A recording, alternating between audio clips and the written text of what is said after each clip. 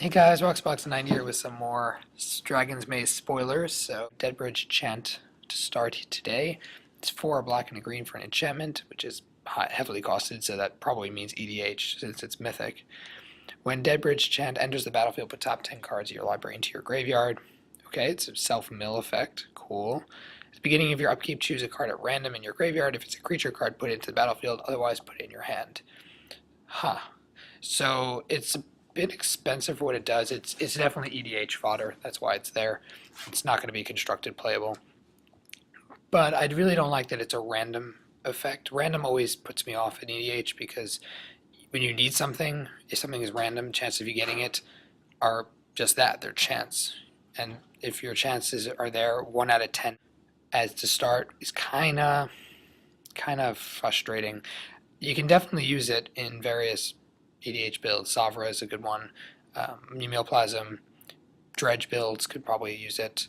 But I would say it's solid. It can definitely be built around. It's definitely more casual, fun side of things, but I wouldn't say it's overwhelming. I would say it's a solid, decent, probably casual card. Then we have Nivix Cyclops. 1 blue, a red for a 1/4 Cyclops Defender. So 3 for 1/4 Defender. Already solid and sealed. Whenever you cast an instant or sorcery spell, it gets 3+0 until end of turn and can attack as though it didn't have Defender.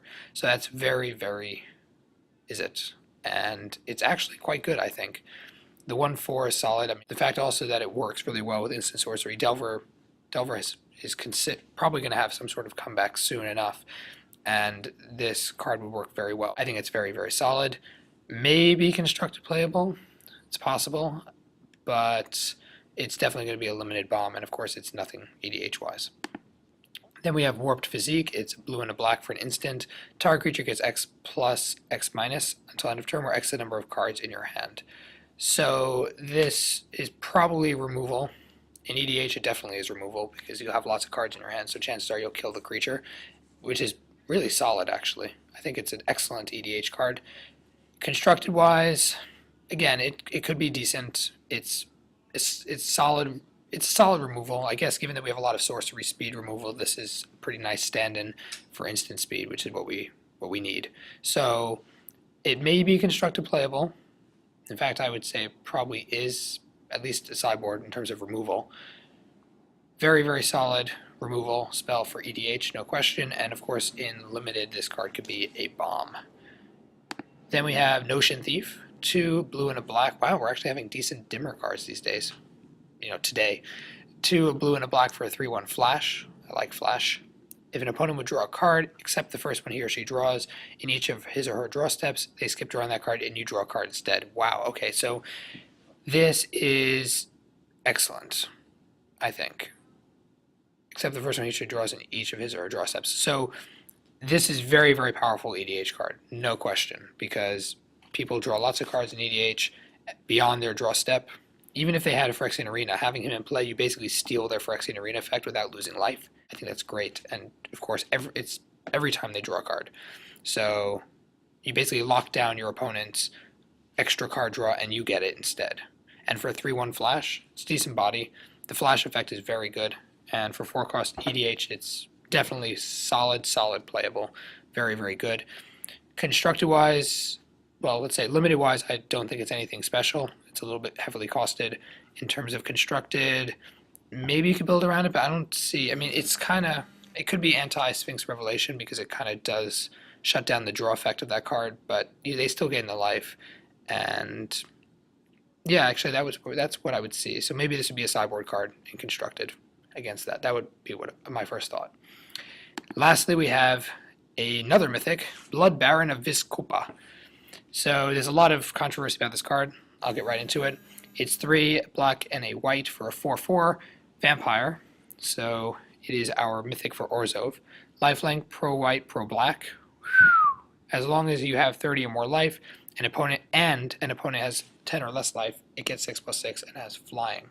Alright, so first off, most people seem to be confusing how to read this card. I would say pretend that the second paragraph doesn't exist. Is this card good? 5 for a 4/4 lifelink, pro black and white, which is the best removal outside of Wrath and Mizzium Mortars. Wrath as in like Supreme Verdict and Mizzium Mortars. Seriously, guys? Like, it gets rid of almost everything else. Almost everything. So that includes all the charms. So it gets through most things. It is lifelink, which is pretty solid, as in terms of blocking against white and black. So it's a good mirror card against Orzhov or anything Orzhov, and it's a 4/4 for 5. The only thing I would say is bad about it, in constructed at least, is that it's going up against Obzedat, and I still think Obzedat takes the lead in terms of being more functional, because he can only really be killed on your turn, and they can't Wrath him to death. Blood Baron can die to Wrath. But, I mean, come on. Otherwise, they're pretty close, and I think that it could definitely be played as an option in constructed. It's close enough.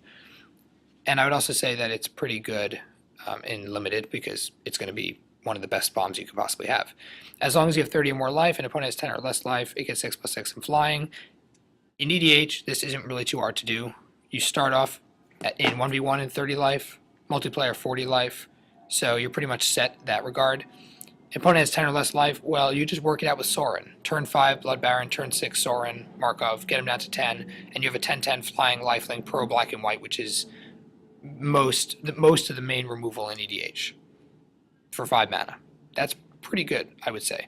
People are saying, oh, Sarah Ascendant is a better card. Maybe it is. I still think Sarah Ascendant outside of 1v1 is not that powerful in EDH, just personally. Yes, it's raw value, but besides for that, it's not unbelievably broken. So, yeah, very, very solid EDH Mythic. Constructed playable, whether it actually is played in constructed, probably not, as long as Obzedat's around, which is pretty much the same time period, unless something changes. But it is definitely a quirky, fun EDH card, and we'll most likely see play there, despite the end. Let me know what you guys think about all these spoilers below in the comments section. And as always, check out my channel sponsors in the description. Roxabox90 signing out. I'll see you guys next time.